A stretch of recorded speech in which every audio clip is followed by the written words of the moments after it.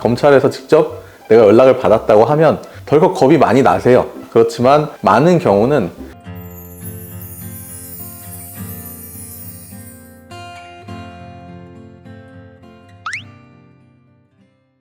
안녕하세요. 법률사무소보험 대표 변호사 이완수입니다. 이번 시간에는 경찰 조사를 받으신 분들 중에서 만약 검찰청에서 다시 연락을 받았을 때 어떻게 하면 될지, 또 어떤 이유에서 이런 연락이 오는지에 대해서 좀 얘기를 해보려고 합니다. 먼저 첫 번째로 검찰청에서 일단 연락을 새롭게 받게 되면 내가 진술도 다 하고 조사도 다 받았는데 혹시 뭔가 잘못되는 게 아닌가, 이런 생각들을 많이 하실 수 있어요. 그래서 이런 경우에 어떻게 일이 진행되는 것인지 저희한테 연락을 많이 주시거든요. 근데 이제 이런 경우에 저희가 좀 종합해서 경찰 혹은 검찰에서 어떻게 수사가 진행되는지에서 좀 말씀드리도록 하겠습니다. 먼저 검찰이 어떻게 수사를 진행하시는지에 대해서 좀 종합적으로 말씀을 드릴게요. 경찰에서 수사를 마치고 검찰로 사건을 보내게 되면 검찰청에서는 사건을 대략적으로 검토를 하죠. 검토를 하고 나서 만약에 추가적인 수사가 더 필요하다, 예를 들면 뭔가 업무상 횡령으로 조사를 받았는데 이 외에 다른 혐의들이 조금 더 의심된다, 혹은 이거는 좀 어려울 것 같은데 다른 혐의가 조금 인정될 수도 있을 것 같다, 혹은 이 부분을 조금 더 상세히 살펴야 범죄 여부에 대해서 판단을 할 수 있을 것 같다 싶을 때는 보완 수사를 요구하게 됩니다. 그러면 이제 보완 수사 요구를 경찰로 내려보내게 되고요. 경찰은 이 사건을 받아서 다시 보완되는 수사를 하게 되는 겁니다.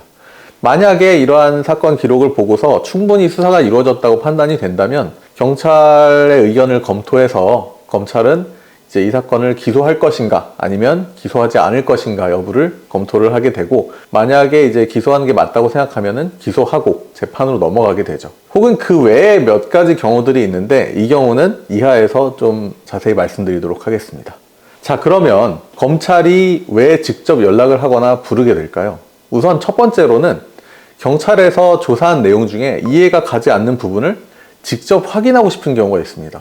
예를 들면은 뭔가 내용은 대충 알겠는데 좀 구체적인 부분을 좀 더 살펴봐야 되겠다. 그런데 이것을 보안 수사를 통해 경찰로 갔다 오기에는 너무 시간이 촉박하다거나, 또 그렇게 중대한 내용은 아니지만 혹시나 싶어서 그 내용을 확인하고자 할 때는 검찰 쪽에서 직접 당사자를 불러서 조사를 하기도 합니다. 혹은 그냥 전화로 물어보기도 해요. 두 번째는 여러 가정을 종합해서 직접 보고 처분을 결정하려는 경우가 있습니다. 이 경우는 사실은 그렇게까지 나쁜 상황은 아니에요. 예를 들면은 이게 기소하는 게 좀 명확하고 범죄도 인정이 되는데, 다만 이 사람의 어떤 개인적인 사정, 이 범죄에 이른 여러 가지 경위들을 보아서 이 사람이 좀 본의 아니게 이 범죄에 연루가 됐거나 관여가 된 것 같은데 이 경우에는 좀 처벌을 경하게 하거나 혹은 몇 가지 다른 요소들을 보고 판단을 하는 게 좋을 것 같다. 이를테면은 뭐 더 경한 기소유예라던가 더 경한 방법을 쓰고 싶다.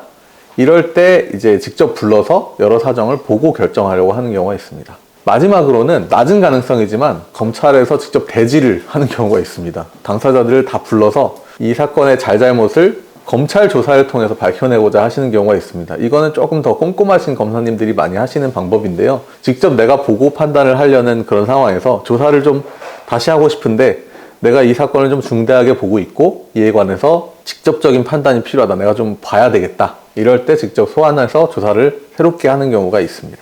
이런 세 가지 경우들이 있는데요. 대략적으로 큰 틀에서 말씀드렸다시피 원래는 경찰 조사를 마치고 나면 검찰 조사는 따로 이루어지지 않는 경우가 많습니다. 아니면은 기껏해봐야 보완 수사를 통해서 경찰에 다시 내려와서 새롭게 조사가 이루어지는 경우가 대부분이고요. 그렇지만 검찰에서 다시 연락을 한다, 검찰에서 직접 내가 연락을 받았다고 하면 덜컥 겁이 많이 나세요. 그리고 걱정스러울 수도 있습니다. 그렇지만 많은 경우는 이제 이런 미세한 부분들에 관해서 당사자들의 말을 직접 들어보려는 것이고, 그것은 보통 나쁜 신호는 아니라고 저희는 보고 있습니다. 왜냐하면 특히 이제 아까 말씀드린 직접 보고 처분을 결정하려는 경우에는 이 사람의 딱한 사정들을 고려해 주시려고 불러보시는 경우가 많아요. 실제로 저희가 이제 진행했던 사례 중에서는 검찰 쪽에서 연락을 직접 받았는데 이분이 뭔가 좀 이제 일종의 장애가 있으신 분이어서 우리가 그런 부분들을 적극적으로 서면을 통해서 개진을 했더니 검찰청에서 이 부분을 생각할 때 당연히 이제 범죄 혐의도 인정되고 처벌 필요성도 있어 보이지만 딱한 사정을 고려해서 기소유예 처분을 내려주신 사례가 있습니다. 검찰에서 연락을 왔다고 덜컥 겁을 먹으실 수는 있겠지만 먼저 변호인과 상의를 하셔가지고 그 상황에 대한 설명과 구체적인 안내를 받으셔서 그 의문이나 걱정을 좀 푸시는 게 좋을 것 같습니다. 다만 만약 검찰에서 대지신문을 하거나 새롭게 조사를 한다고 하면 이런 경우가 굉장히 중요해요. 이 조사는 단순한 경찰에서의 조사보다 훨씬 중요합니다. 왜냐하면 검찰청의 그 수사관들이나